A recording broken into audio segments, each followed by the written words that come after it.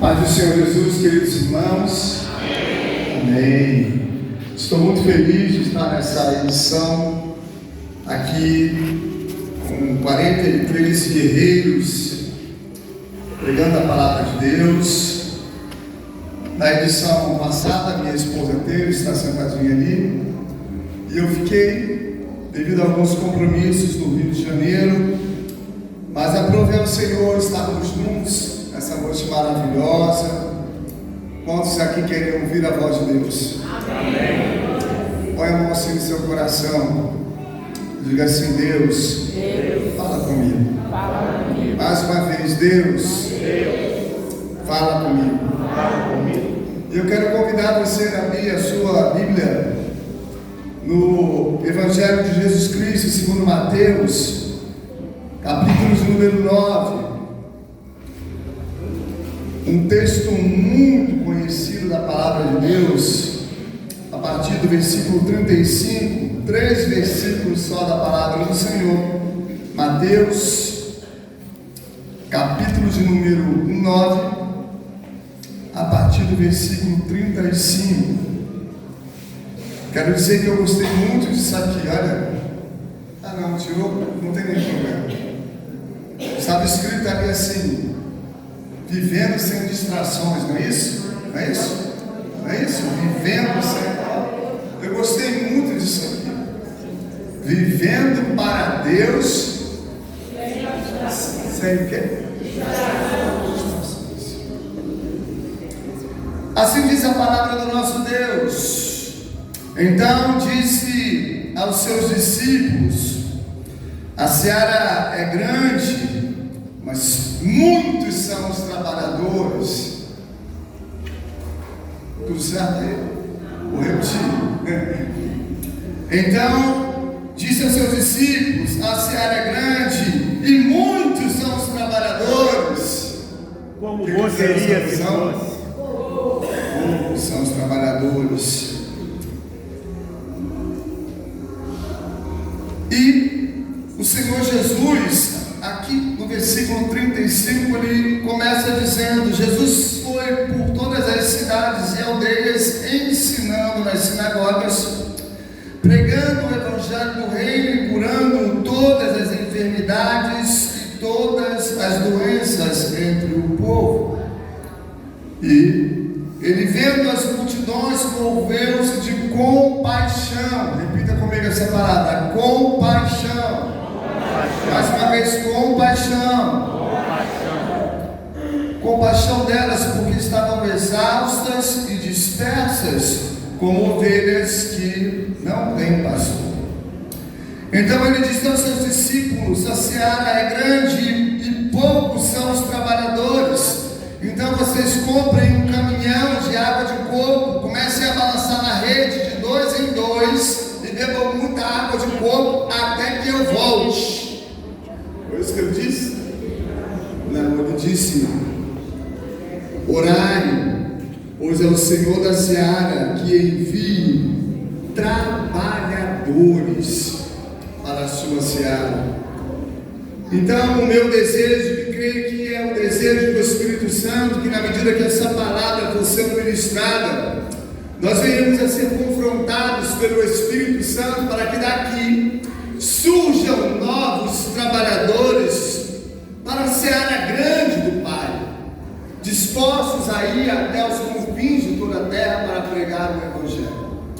Querido Deus e Pai, nós estamos diante da Tua palavra, que é poderosa, viva e eficaz, mais cortante do que espada de 2 gumes, e é apta para discernir os pensamentos e os propósitos do coração. Querido Deus, nessa hora não farei eu nenhuma palavra que o céu, Senhor, não esteja de acordo. Que a unção do Espírito Santo tome os meus lábios nessa hora para falar à Tua amada noiva, à Tua amada igreja, com unção, com graça, com poder, Senhor. Que essa palavra seja uma flecha que acerta o alvo aqui neste lugar, nesta noite, em nome do Senhor Jesus. Amém e graças a Deus.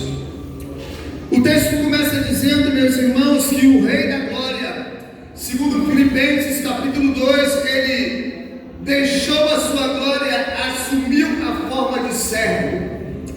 se esvaziou e foi ali obediente até a morte de cruz. Jesus não era alguém isolado, sem ar-condicionados, vivendo de gabinetes em gabinetes. Jesus era alguém que estava em constante movimento, preocupado, pregando a palavra do reino, porque os dias eram maus e ele sabia disso.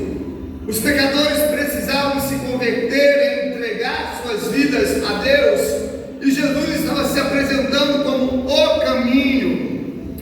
E o texto está dizendo que ele ia por todas as cidades e aldeias. O que Jesus fazia? Ele ensinava. Jesus não era alguém só preocupado em estancar sangue de mulher hemorrágica. Jesus não era alguém preocupado só em ressuscitar um defunto de 3 dias. Jesus não estava preocupado em ressuscitar a filha de Jairo. Jesus era alguém que estava disposto a ensinar. Jesus era o perfeito missionário. Nas palavras do grande missionário David Livingstone, ele diz: Deus teve um único filho e fez dele um missionário. Jesus nos ensina lições preciosas: como fazer a missão, como executar a missão, como esvaziar de si mesmo. Porque a história nunca foi sobre denominações, a história nunca foi sobre homens, a história nunca foi sobre mulheres, por mais carismáticos que sejam. A história é de um Deus poderoso e de instrumentos fracos na mão desse Deus, para que toda a terra venha glorificar o nome do Rei dos Reis e Senhor dos Senhores. Só há uma estrela que brilha, e essa estrela tem nome: é o Senhor Jesus, é o Príncipe da Paz, maravilhoso, conselheiro, Deus forte, o pastor, a água viva. É Ele, e é por Ele que nós estamos gastando a nossa vida. Não há um outro sentido. E Jesus, para demonstrar que Ele era de fato um mestre, 80 vezes Jesus é chamado de mestre dos evangelhos. Ninguém chega a lugar nenhum, a profissão nenhuma, se não passar nas mãos de um mestre. Por mais simples que seja a profissão, você precisa aprender com um mestre.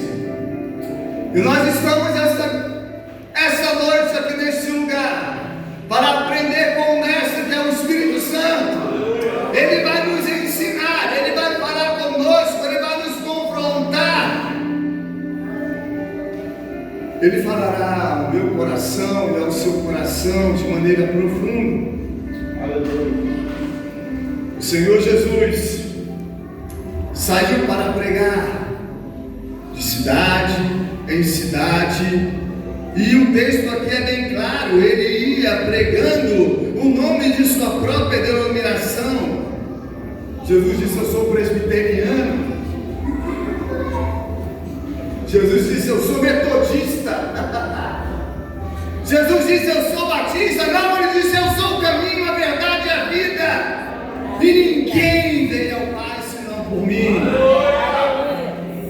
Não há um outro caminho. E ele ia curando toda a sorte de doenças e enfermidades. Levante a sua mão e diga assim: a igreja não é um barco de prazeres. A igreja, ela é um bote salva-vidas. A sua vida deve salvar a outra vida. A igreja não é um barco de prazeres, de festa sobre festa para crentes. Deve haver comunhão, deve haver um bom encontro de casais,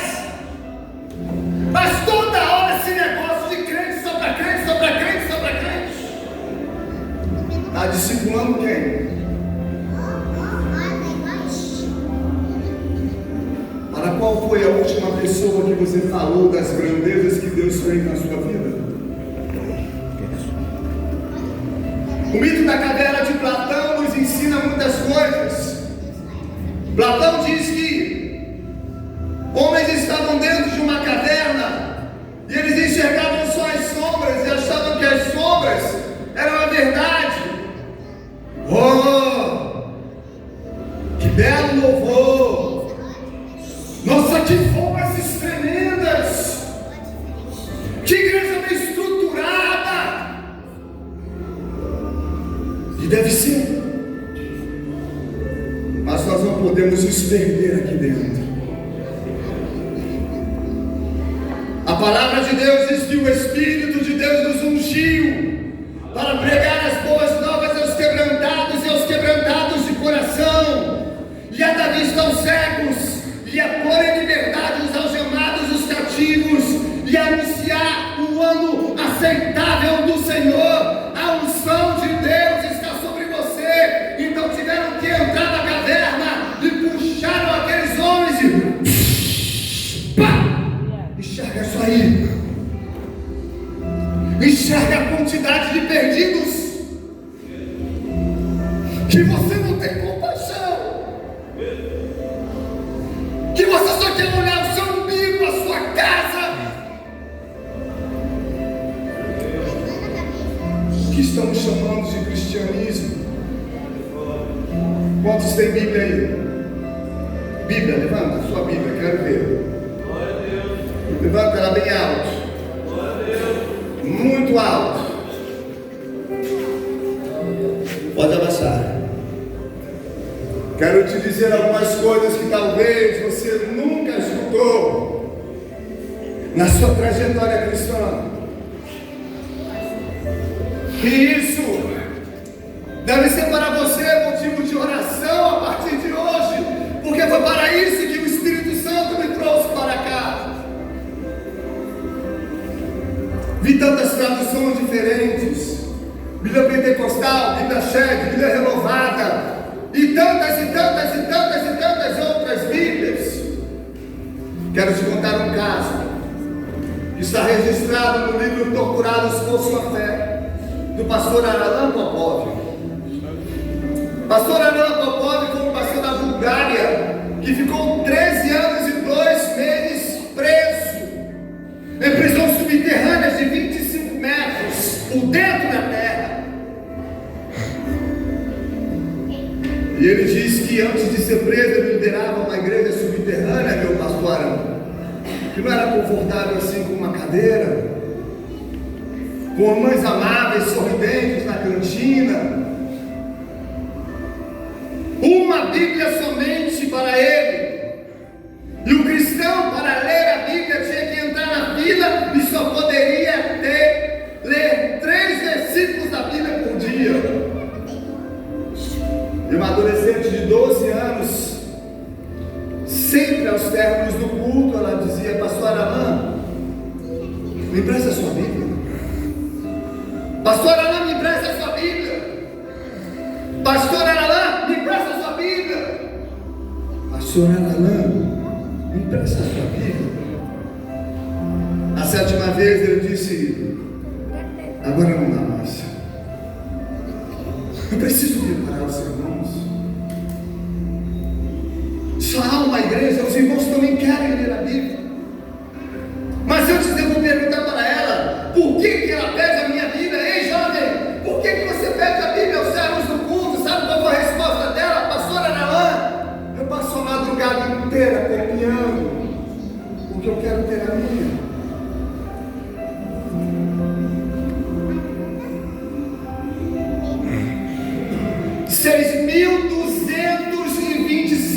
Idiomas e dialetos do mundo.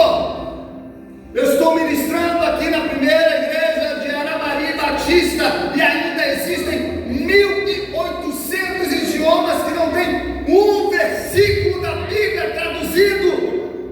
Já se imaginou sem Bíblia? Aonde é que você vai? Na angústia, na dor, no sofrimento, no dia mau?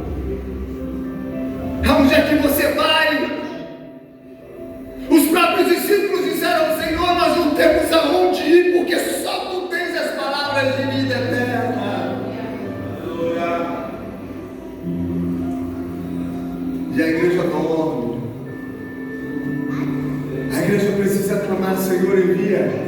tradutores para que traduzam as Bíblias dos idiomas que ainda faltam. Quantos aqui já ouviram isso nos púlpitos de sua igreja?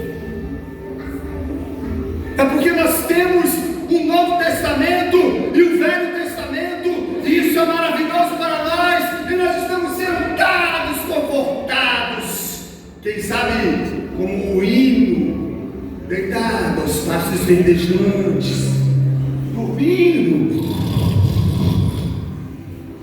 e as vidas estão perecendo, morrendo. Oh meu Deus, que o Espírito Santo me desperte a cada manhã, que o Espírito Santo lhe desperte a cada manhã, meu querido irmão. Outro caso impactante e impressionante foi o da missionária Ryu, uma norte-coreana de 1,5 metro, nos contando como o marido dela foi fulminado na praça da Coreia do Norte por ser um pastor secreto. A Coreia do Norte assume há anos o topo da lista de perseguição mundial. E ela liderava uma classe de EBD no banheiro do campo de concentração. Só que lá, eles não podem ter Bíblia. Eles rasgam, fracionam a Bíblia, enterram as Bíblias. E eu criou uma pulseira.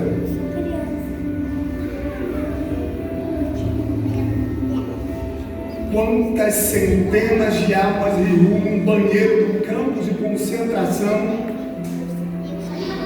não evangelizou com esta pulseira?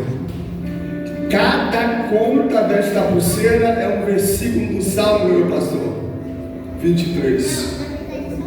Pastor, o verdinho das águas tranquilas, o azul do refrigério das águas de descanso, o furtacor do refrigério da alma, o pretinho do vale da sombra da morte.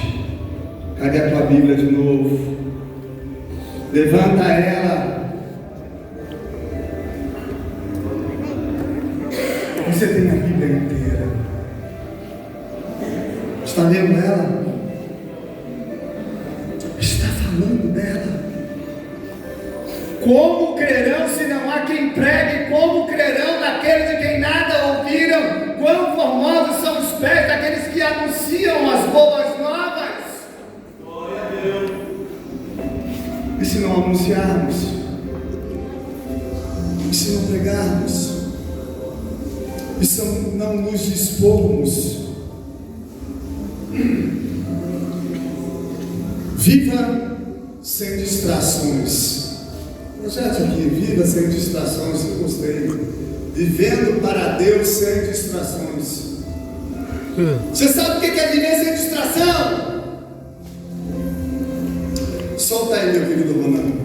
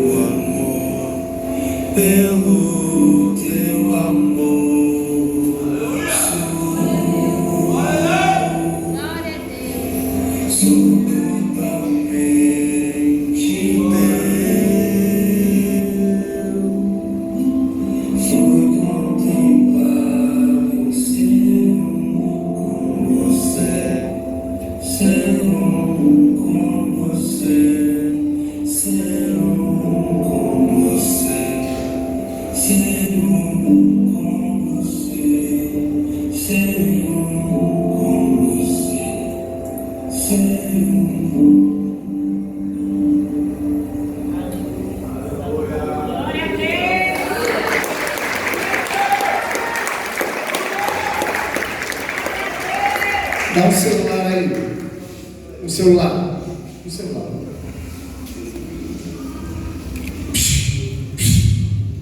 Like. Gostei. Like. 1 hora. 2 horas. 3 horas.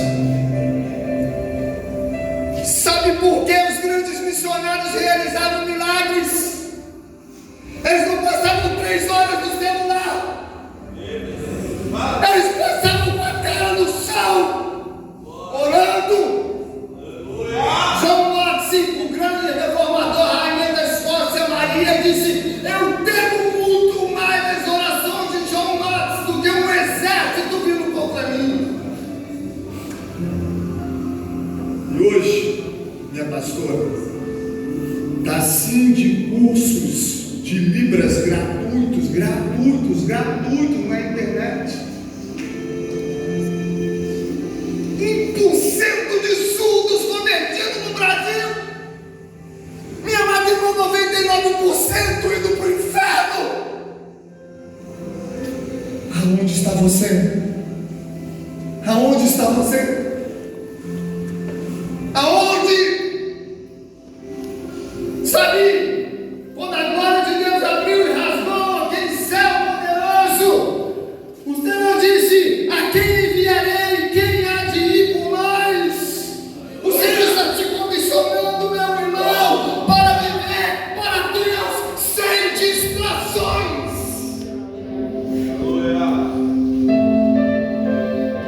Oh, meu Deus! Jesus tinha compaixão pelas almas. E a igreja não está tendo compaixão. A igreja está preocupada em construir prédios poderosos. A história virou história de homens. Não é mais a história do Nazareno. Ah, meu Deus. Eu aconselho a todos os músicos que cantaram aqui maravilhosamente bem. Leiam o clássico livro de Ellen DeHane chamado Canção da Liberdade. Uma ministra de louvores no Chipre da África, em um país chamado Eritreia. Ellen DeHane conta como ela viveu ali em um contém de ferro, porque era assim que os cristãos vivem na Eritreia, trancados em contéis de ferro. Um defecando em cima do outro, mas não negando a Jesus. E certa vez o pastor iraniano disse: a liberdade da igreja ocidental faz ela dormir. Os cristãos dormem.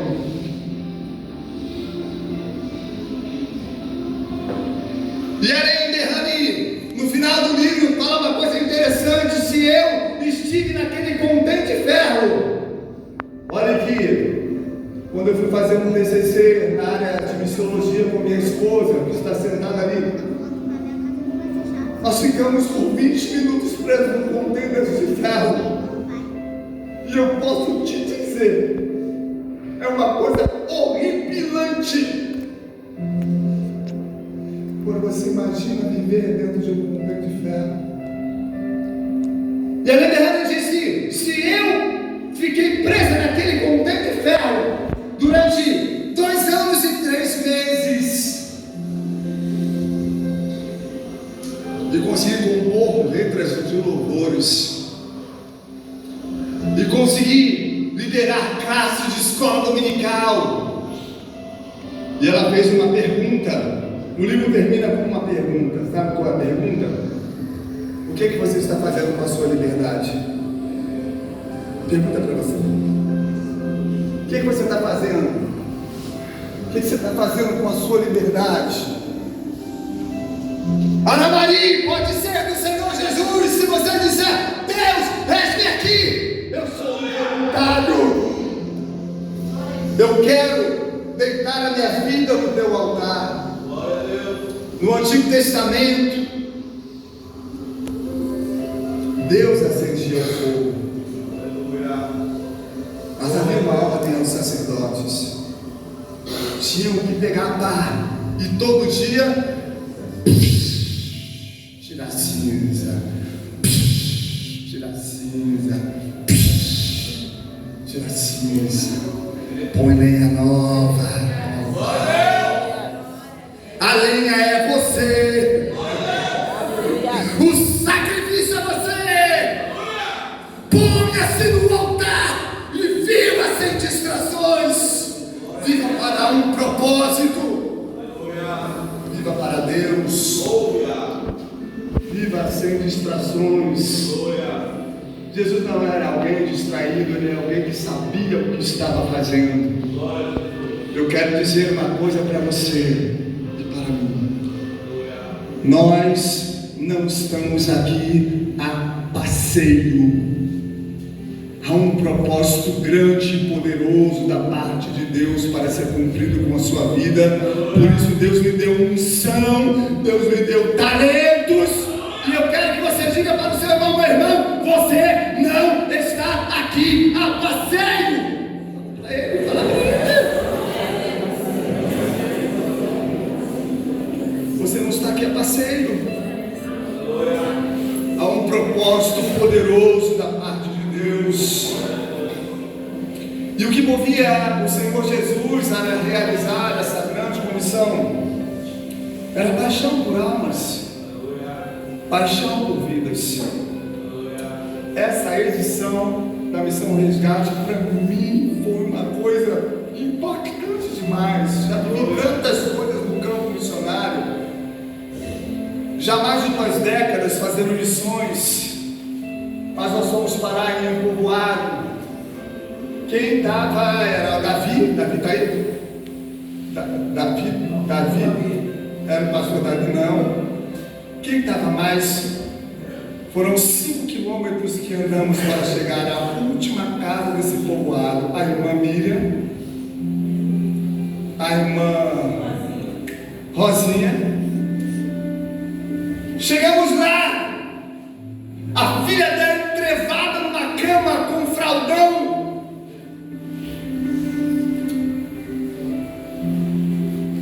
E ela disse assim para mim: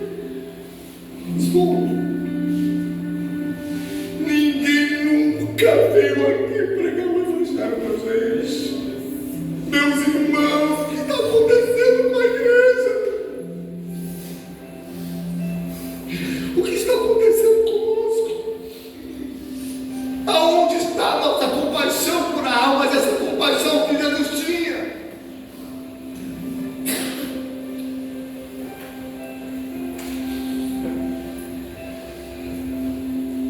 E nós nos prontificamos em fazer um discipulado online, que apesar de tudo lá tem internet.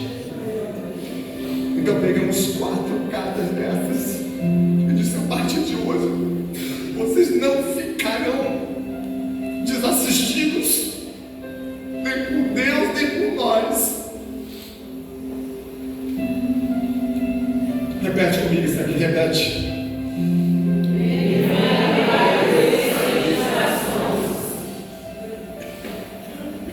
Muito feliz quando o Senhor colocou isso para mim. Consagra a sua vida para ganhar vidas. A seara é grande, Jesus estava dizendo. Quantas igrejas que não se tratam de missões, não tem um culto missionário. Você estava falando isso para alguém, caminhando comigo, mas pastor, por que o senhor acha que isso está acontecendo? Na nossa missão, pastor Gésio, com 92, tem irmãs de 60, de 70, não tem um jovem dentro da missão. 5% dos jovens brasileiros se interessam pela causa missionária. O preço é muito alto. Não deixamos de falar, a nova geração não se apresenta. Cadê os William Carlos? Cadê as Brad Taylor? Cadê homens que colocaram, incendiaram o mundo inteiro? No século XVII, século XVIII não tinha internet. Nós temos a maior e melhor tecnologia e estamos distraídos, perdidos. E o que mais dói, sabe o que é? A gente fala assim, irmãos, a gente tem um canal no YouTube, a gente precisa de você não. Se todas as igrejas que a Missão Resgate pregou tivessem um coração voluntário, não teria nem mais dívida de 120 mil reais nenhum. Mas o coração está duro. Prédios e mais prédios, vidas opulentas dos obreiros, e a compaixão pelas almas nada. Naquele dia vamos ouvir um discurso duro. Sabe qual é o discurso duro? Senhor, nós não pregamos o teu nome. Senhor, nós não evangelizamos o teu nome. Senhor, nós não expedimos demônios no teu nome. Apartai-vos de mim, porque eu nunca vos conheci. Nós, missiólogos, trabalhamos com estatísticas. E qualquer empreendimento, qualquer empresa deve ter o seu balanço, e a missão também deve ser. E eu vim aqui e colocar a par disso: 1% de surdos convertidos no Brasil. São 7,8 bilhões de pessoas no mundo e 40% ainda não ouviu falar do Evangelho. O número de missionários a cada dia que passa mais e mais está insuficiente. Aqueles que se voluntariam, para quem sabe ficar 2 dias, meu pastor Evandro, são 3 dias sem tomar banho. E nessa igreja que fomos lá em Caruá, não tinha alojamento separado, era mulher de um lado, o homem do outro, no meio do compartimento. E entrava besouro, entrava lacraia. Sim ou não? Sim. Mas ninguém foi picado por nada lá. A boa mão de Deus nos guardou ali naquele lugar. Coisas extraordinárias. Os irmãos voltando com relatórios poderosos da intervenção divina, de coisas acontecendo, de tantas crianças que brotaram ali, que tiveram a possibilidade de ouvir a palavra de Deus. Uma igreja somente naquele lugar. Mas isso não é problema meu não. Eu tenho que investir onde tem retorno de dízimo de volta, dinheiro. A igreja do pastor está igual a igreja de Laodiceia.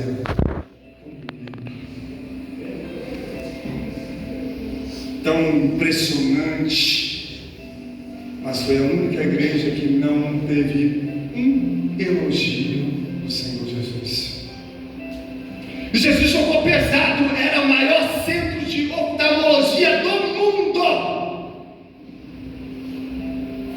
A primeira palavra que o Senhor Jesus disse: vocês são cegos, pobres, miseráveis e nus. Vocês pensam que são o que não são.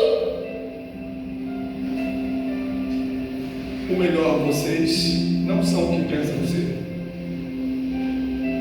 É você que de mim comprou ouro refinado. Troquem as suas vestes e se arrependam de tal negligência.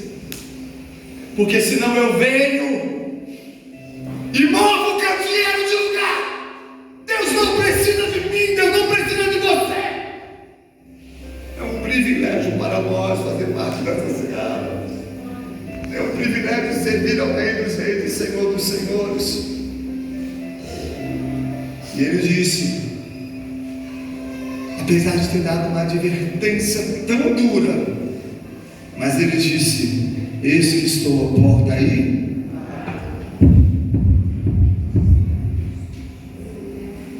E que ele está chamando aquela igreja a se arrepender.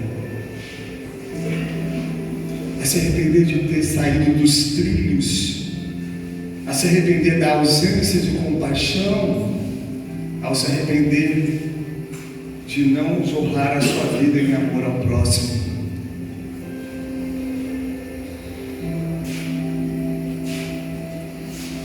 Um 1% de missionários estão indo para os povos não alcançados.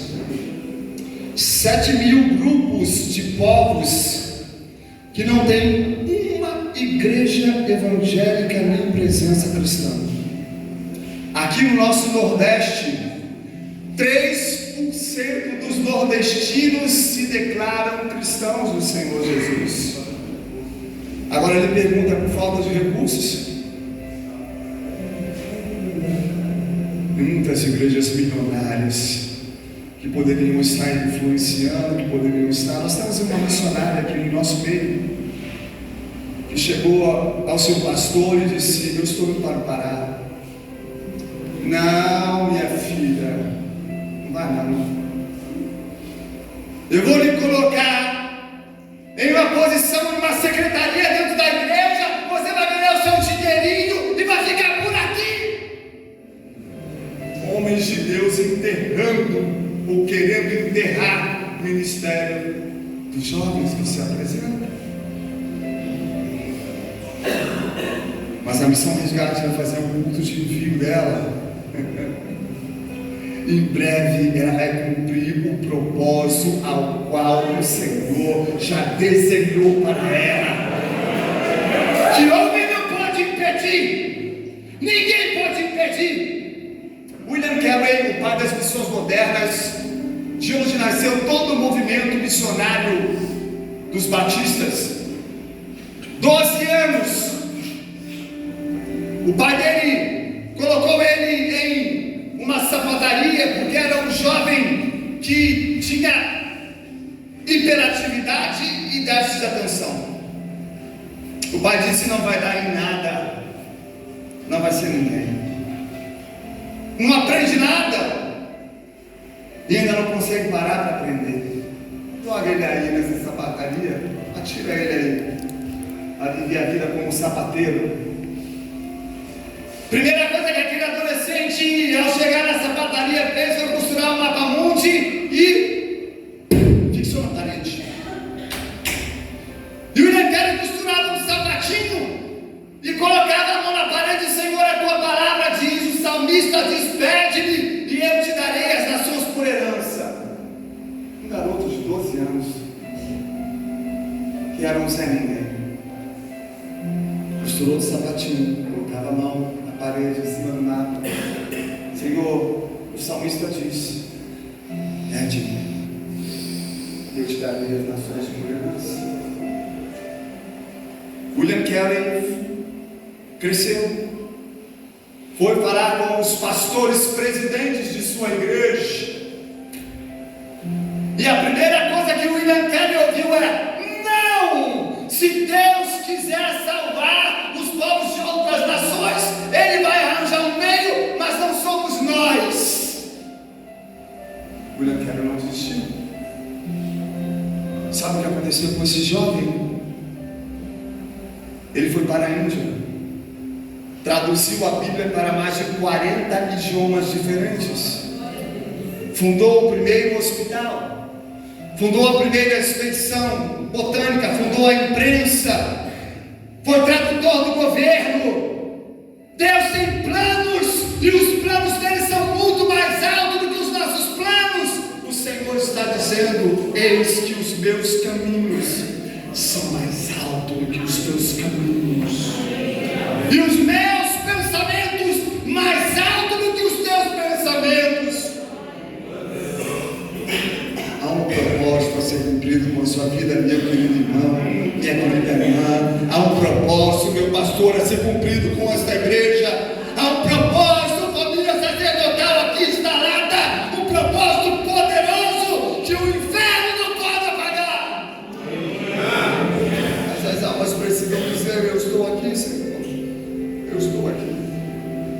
Me perdoa pela minha negligência.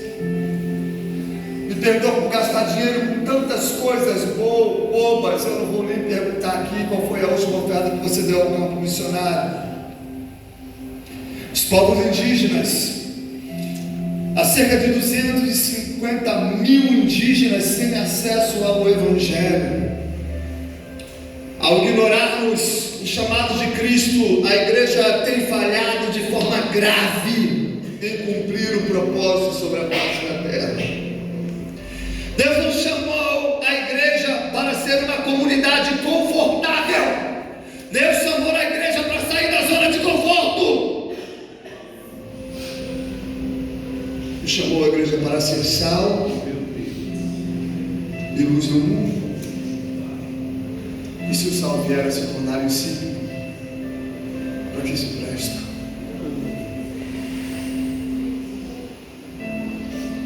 O grande engano é pensar que essa missão é responsabilidade dos outros. Eu quero dizer que essa responsabilidade é sua. É sua. É sua. É de todos nós. Estou com 56 anos. Graças a Deus tenho cabelo. Pastor Vanessa já perdeu tudo. Perdeu a missão. Meus irmãos, precisamos consagrar as nossas vidas no altar de Deus mais e mais, para cumprir essa grande comissão que nos está proposta. Abandonar este pecado grave da negligência. A mensagem de Jesus é clara: ide. A melhor tradução aqui seria do grego mesmo, que literalmente traduzida quer dizer indo. Indo hoje, indo amanhã, indo semana que vem, indo mês que vem, indo para sempre, enquanto você tiver fôlego de vida. Vai e proclame o nome do Senhor.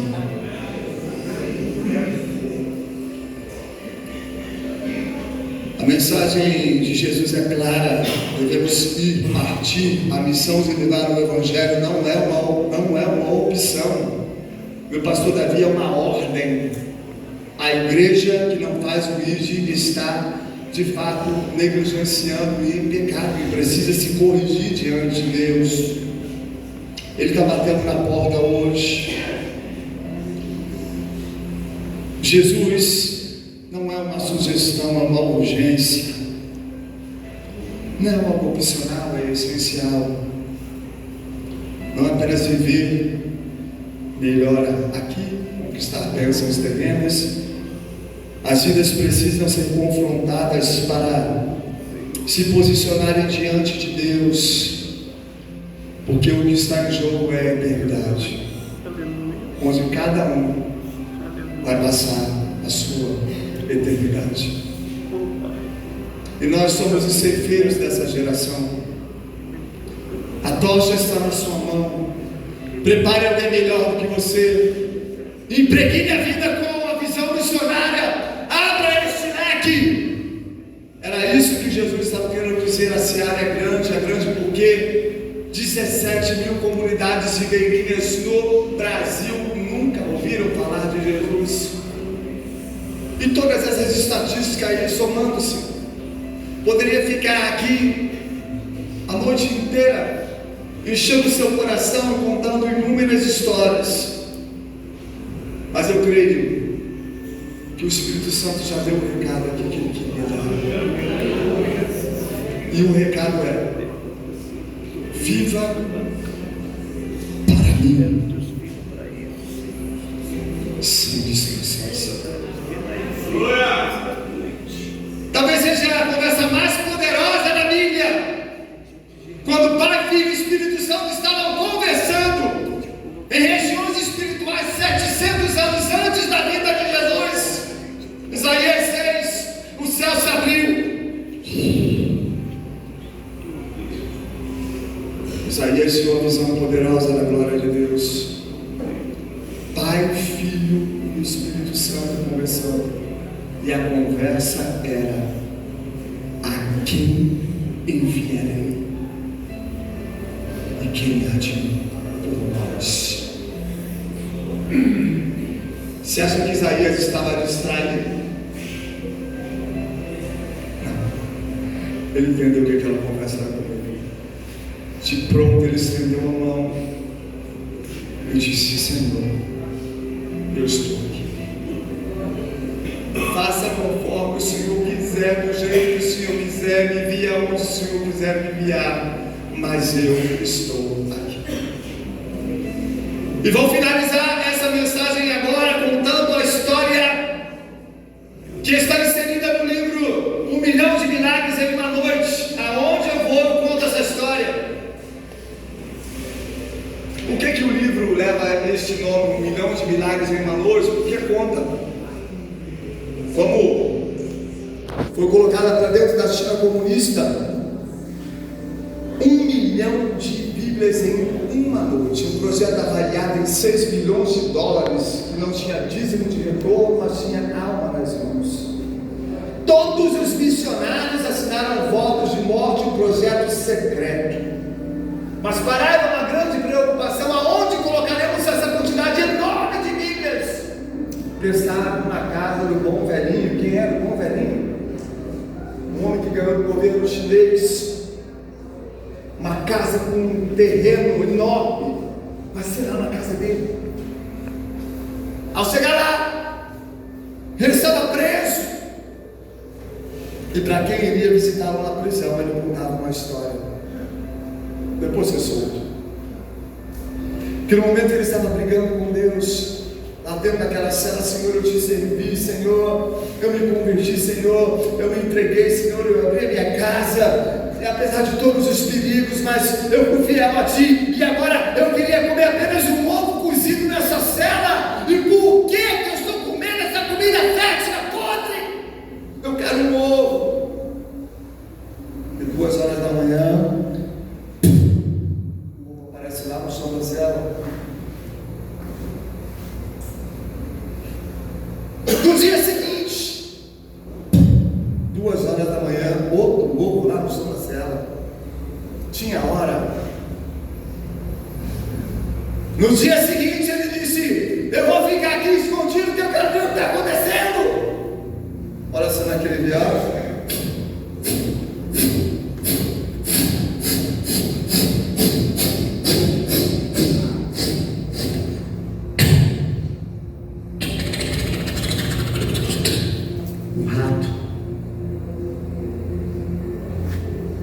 Trouxe ovo, o rato trouxe maçã, o rato trouxe tomate. E você não é rato! Não, você não é rato. Você é alguém que tem dons e talentos preciosos e poderosos nas suas mãos. Mas sabe, quando a igreja deixa de executar a sua função, as pedras começam a clamar. As pedras começam a clamar e Deus passa a utilizar os instrumentos fracos para envergonhar os fortes. Eu tenho doutorado em teologia. Já compaixão. Levante a sua mão mais uma vez. E para finalizar essa mensagem, diga assim: o rato não vale escrever história no meu lugar. Eu estou aqui. Diz para Deus: eu estou aqui. Diz para Deus: eis-me aqui. Eu estou aqui. Faz comigo, Senhor. Essa oração para corajoso. Faz comigo, Senhor. Que tem te aprouver. A sua cabeça. Cadê esse ministério lindo de música?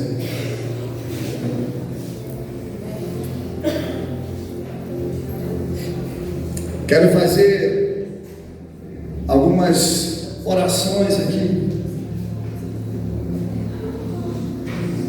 Primeiro eu quero saber se alguém aqui nos visitando pela primeira vez nunca entrou em uma igreja evangélica. Não fique com vergonha, não. Somos todos irmãos. Alguém aqui que nunca. Oh, que maravilha! Quero aí uns 10 irmãos abraçando essa jovem aqui, ó. Primeira vez entrando aqui, né? Cadê você, irmão? Levanta, dá um abraço nela. Diga, seja bem-vinda. Glória a Deus. Mais alguém? Não? Também quem? Onde? Não? Ok. Há alguém aqui que no dia de hoje algum missionário foi falar com você e você está aqui? Levanta sua mão. Oh, que bênção, maravilha. Uma alma aqui, ó, aqui atrás. Algum missionário, com certeza. Quero aqui homens. Levanta aí, cadê os homens? Abraça esse nosso amado aqui que está atrás. Diga, seja bem-vindo, querido, em nome do Senhor Jesus.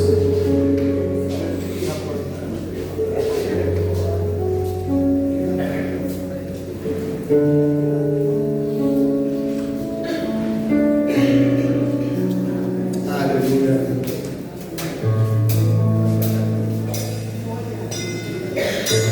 Seja muito bem-vindo, viu? E agora é para vocês dois. Essa aqui é a casa do Pai. É a casa do Pai. E eu quero continuar perguntando: hoje é o dia da salvação de vocês. O convite é simples, claro, e devemos fazer.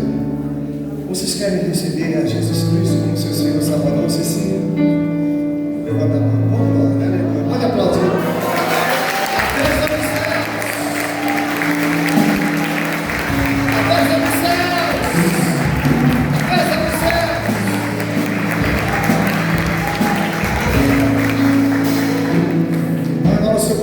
Diga assim: eu, para o seu nome, repita essa oração comigo. Me arrependo de todos os meus pecados, e diante da tua igreja, Senhor, eu te recebo no meu coração. Há um lugar que é somente teu, aqui em meu coração. Obrigado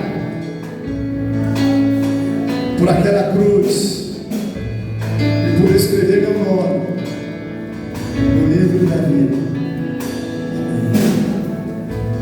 Essa oração agora é para você que, segunda oração, que ouviu esta pregação e que disse: Deus, esse negócio falou comigo.